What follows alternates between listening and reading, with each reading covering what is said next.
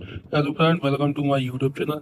आज मैं आपको बताने वाला हूँ भारत का अंतिम मुगल सम्राट कौन था। वीडियो को जानने के लिए वीडियो के अंत तक बने रहे।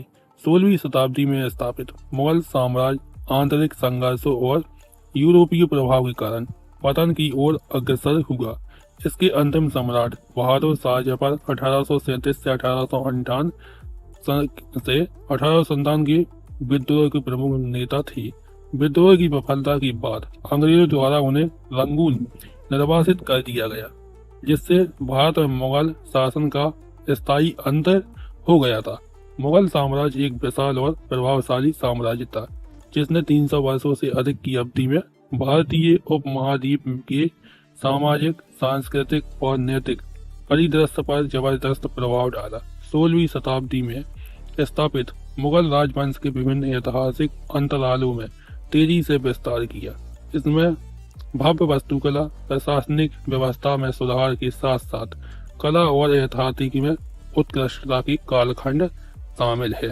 समय बीतने के साथ साथ कई आंतरिक संघर्ष, प्रतिस्पर्धी गुटों के बीच आपसी टकराव, अयोग्य उत्तराधिकारियों और बढ़ते यूरोपीय प्रभाव ने मुगल सत्ता की क्षय में योगदान दिया। 1800 के दशक तक साम्राज्य की पूर्व शक्ति और प्रतिष्ठा पूरी तरह से नष्ट हो चुकी थी और केवल अपनी मूल शक्ति की छाया मात्र रह गई थी, क्योंकि यह शक्ति को बनाए रखने में असमर्थ हो गया और अंततः एक व्यवहार साम्राज्य के रूप में इसका अस्तित्व समाप्त हो गया। इस प्रकार यह हमें भारत के इतिहास में एक महत्वपूर्ण मोड़ पर ले जाता है। बहादुर शाह जफर मुगल साम्राज्य की भारत की अंतिम साम्राज्य थी और उन्होंने 1837 से 1858 तक साम्राज्य के रूप में शासन किया। जिस समय बहादुर शाह जफर सम्राट बने, उस समय मुगल साम्राज्य का राजनीतिक या सैन्य प्रभाव लगभग न के बराबर रह गया था। उस समय ब्रिटिश ईस्ट इंडिया कंपनी प्रभावी रूप से भारत को नियंत्रण कर रही थी। इसलिए बहादुर शाह जफर 1857 के भारतीय विद्रोह के एक प्रमुख व्यक्ति बन गए, जहां भारतीय क्रांतिकारियों ने उन्हें अपना नेता नियुक्त किया। हालांकि जब विद्रोह असफल रहा तो उन्हें अंग्रेज ने पकड़ लिया और अंततः रंगून निर्वासित कर दिया गया। इस निर्वासन को भारत में मुगल साम्राज्य का अंत माना जाता है। मुगल सम्राट बहादुर शाह जफर 1857 के विरुद्ध में एक महत्वपूर्ण व्यक्ति थे। हालांकि संघर्ष में उनकी भूमिका बहुत कम थी। दिल्ली पर कब्जा करने के बाद भारतीय सैनिकों ने विरोध को विश्वसनीयता प्रदान करने और विद्रोह के विभिन्न जुटों को एकजुट करने के लिए उन्हें विद्रोह का नेता घोषित कर दिया।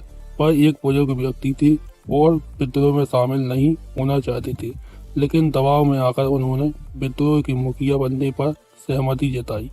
इस भूमिका में विद्रोहियों द्वारा जारी की गई घोषणाओं में उनका इस्तेमाल किया गया और सिक्कों पर उनकी तस्वीर छापी गई।